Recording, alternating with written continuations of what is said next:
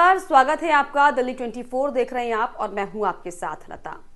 यूं तो प्रेमानंद महाराज जी से मिलने के लिए दूर दूर से उनके भक्त आते हैं, अपनी अपनी परेशानियों का समाधान उनसे पाते हैं और इसी कड़ी में एक बार फिर से जो है एक बेहद खास भक्त उनके पास पहुंचा। आपको बता दें कि एक समलैंगिक भक्त जो है प्रेमानंद महाराज के दरबार पर पहुंचा था, जहां पर उसने अपनी परेशानी रखते हुए ये बताया कि उसने अपने जीवन में 150 से भी ज्यादा पुरुषों से संबंध बना चुका है और नए नए पैंतरे जीवन को जीने के लिए, जीवन का लुत्फ उठाने के लिए उसने उठाए, लेकिन अब भी वो निराश है, जीवन में दुखी है। तो इसका बहुत ही खास अंदाज में बाबा जी ने जवाब दिया और ये कहा जवाब देते हुए प्रेमानंद महाराज ने कि क्योंकि जिस तरीके से अक्सर इस तरह का जब जिक्र आता है तो अक्सर लोग शर्माते हैं, छुपाते हैं बातों को बताने के लिए, लेकिन बेहद ही आधुनिकता के तौर पर और बहुत ही प्रैक्टिकल शब्दों में जवाब देते हुए प्रेमानंद महाराज ने कहा कि इसमें छुपाने और शर्माने का कोई विषय नहीं है। जैसे हम डॉक्टर के सामने अपनी हर कमी, अपनी हर दुविधा को बताते हैं, ऐसे ही हम संत सदगुरु के सामने अपनी बात रख सकते हैं। यही नहीं, उन्होंने ये भी कहा कि हमें ये लगता है कि भगवान की आप पर विशेष कृपा है, यानी कि उस समलैंगिक पुरुष को जवाब देते हुए, उसकी परेशानियों का हल करते हुए बाबा जी ने ये जवाब दिया कि उस पर भगवान की विशेष कृपा है। और क्या अगर आप पुरुष संयोग ना करें तो स्त्री से आपकी आसक्ति नहीं है, तो आप एक भगवान प्राप्त महापुरुष बन सकते हैं। क्योंकि त्रिभुवन में जब जब जहां जहां जिसने साधना की है तो उसे स्त्री से मुंह की खानी पड़ी। शास्त्रों में भी इसका बेहद वर्णन है। तुम्हारा स्वाभाविका का जो है कंसर्न नहीं है, तुम्हारा स्त्री के प्रति स्वभाव आकर्षण नहीं है, बस इसे रोक लेना है।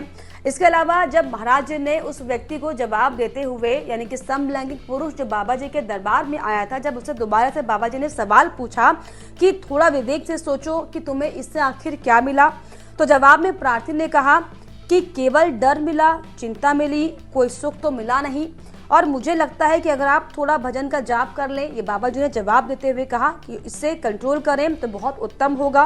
क्योंकि जो बेविचार प्राण जीव है, ना अपना कल्याण कर सकता है, ना दूसरों का कल्याण कर सकता है। और ये जो काम भोग सृष्टि में रखा है, ये एक सृष्टि क्रम को बढ़ाने के लिए है, ना कि इससे मनोरंजन लेने के लिए। इसके अलावा महाराज जी ने यह भी कहा कि स्त्री और पुरुष का जो संयोग विधान शास्त्र है वो संतान उत्पत्ति के लिए है, ना कि केवल मनोरंजन करने के लिए। स्वास्थ्य संवत, तभी उसका जीवन ब्रह्मचर्य स्वस्थ रहता है। उन्होंने कहा कि ये बेविचार प्रवृत्ति तो बहुत निष्कृष्ट आदत है और ये सबको नष्ट कर रही है।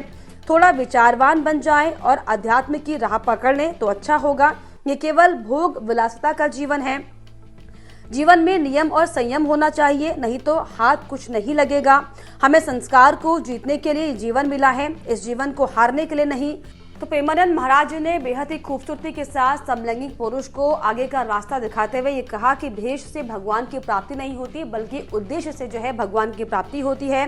इसके अलावा उन्होंने ये भी कहा कि अगर आप इस संस्कार से लड़कर नहीं जीतते तो समाज में आपकी छवि खराब होगी। हमें ये शरीर इस संस्कार से जीतने के लिए मिला है, इस संस्कार में मिट जाने के लिए नहीं। तो जो है बेहद ही खास अंदाज में बाबा जी ने उस भक्त को शांत किया, जिस तरीके से वो अशांत मन से अपनी पीड़ा को लेकर बाबा जी के पास आया था। और यही दरअसल बड़ी वजह है कि प्रेमानंद महाराज जिस खूबसूरती के साथ, जिस आधुनिकता के साथ और जिस प्रैक्टिकलिटी सोच के साथ हर भक्त की परेशानी को समझ के उनका समाधान करते हैं।